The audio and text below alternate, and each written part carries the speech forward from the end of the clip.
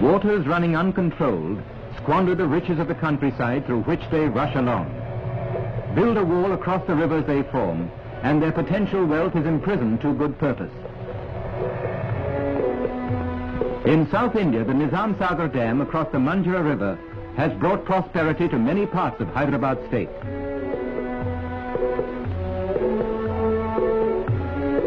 The Krishna Sagar Dam on the Kaveri is responsible to a great extent for the progress of Mysore state.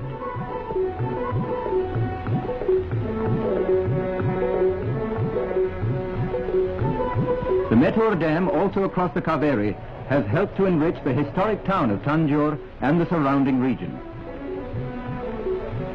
A few hundred miles away from Tanjore flows the Tungabhadra through the remnants of the famous forgotten empire of Vijayanagar, an empire that flourished some 4 centuries ago. But in the days to come, this deserted land will flourish once more, for the Tungabhadra holds the key to its prosperity. The 1st July 1953, a red-letter day in the achievement of the 400 million rupee Tungabhadra project. Today takes place the opening of one of the canals that leads off from the dam.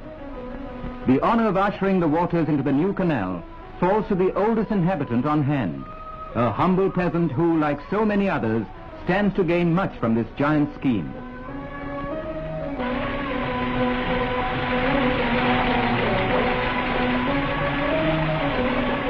He and his kind beseech the deity of the river to bless the project so that prosperity comes to a land long shrouded in drought.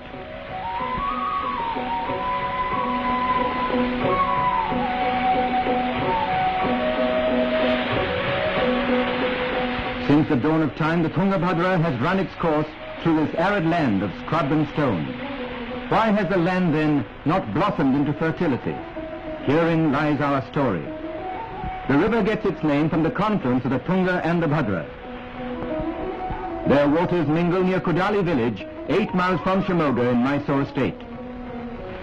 Tunga and the Bhadra are fed by the copious rains of the southwest monsoon. But only a modicum of these abundant waters was ever utilized in the plains, where the rains average only 20 inches annually. In the 19th century, famine occurred 10 times in this area, while from 1900 to 1940, 8 famines have been recorded. These manifestations of misery are due to a lack of rainfall and a lack of opportunity to tap the river waters. The people suffered in Rayalaseema because of the water shortage.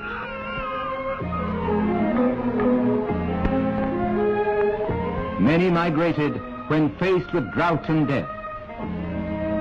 For the past 100 years, scheme after scheme has been proposed to save Rayalaseema from the water shortage.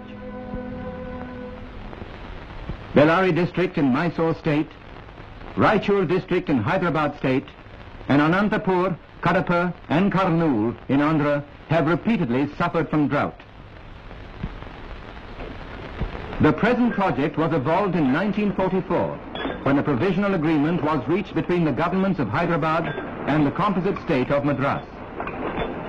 The Tungabhadra Dam is located at Malappuram, 3 miles from the town of Hospet. Here the river cuts through the Sandur hills. The dam has closed the gap. Built of masonry, it is 6,007 feet long, and at the lowest foundations, 160 feet high. Besides the dam, this multi-purpose project consists of 2 canals. The one on the Andhra-Mysore side, 217 miles long, will irrigate about 250,000 acres. The other in Hyderabad and 127 miles long will irrigate 570,000 acres. The reservoir formed by the dam has a water spread of 146 square miles.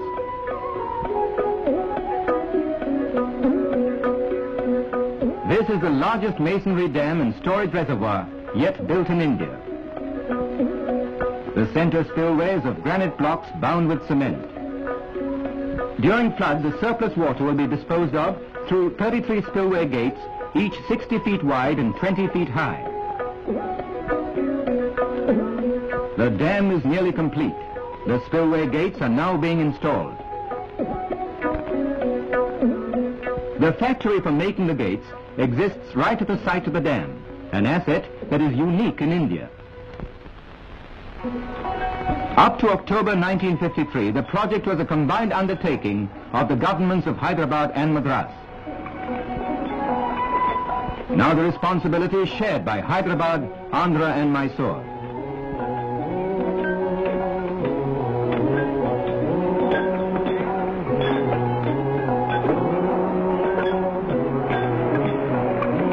The planners, the engineers, the entire personnel of this project are Indian.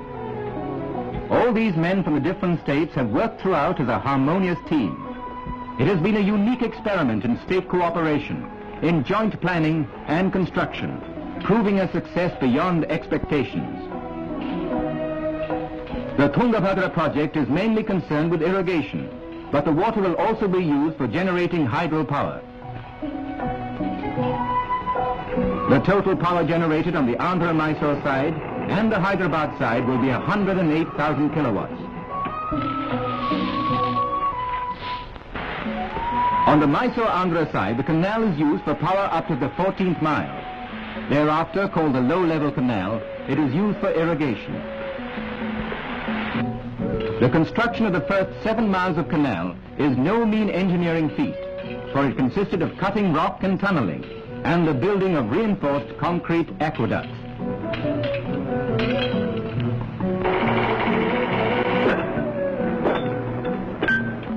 A 165 such aqueducts and under-tunnels had to be built.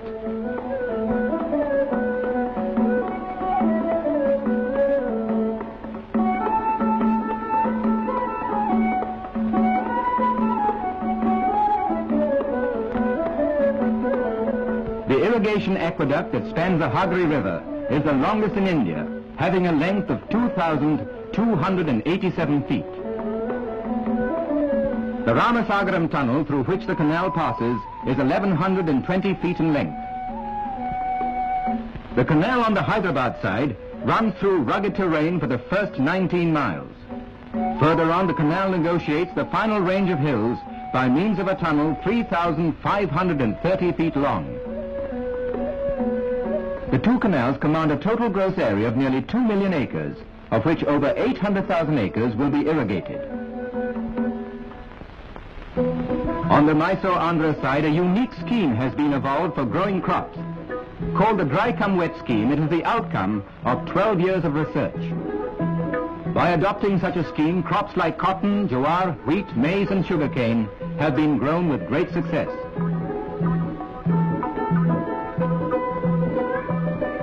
With the release of the canal waters in 1953, a new life has begun for the people of this region. The long barren lands have blossomed for the first time in centuries. And as nature smiled, so did the people.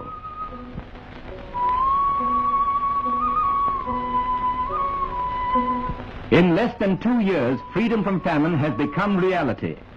In round figures, it means 140,000 tons of food grains and 80,000 tons of commercial crops grown annually.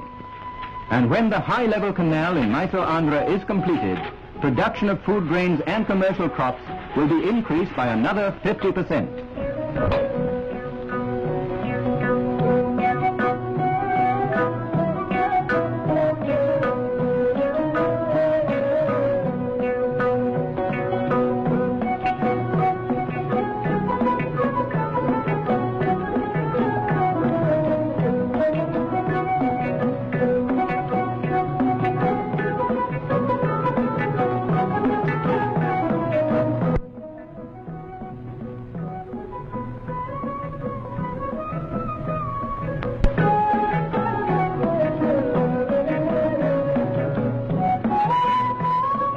These multi-purpose projects, built by the concerted will and energy of our people, shall bring blessings untold to future generations. The Tungabhadra are the temples of the 20th century.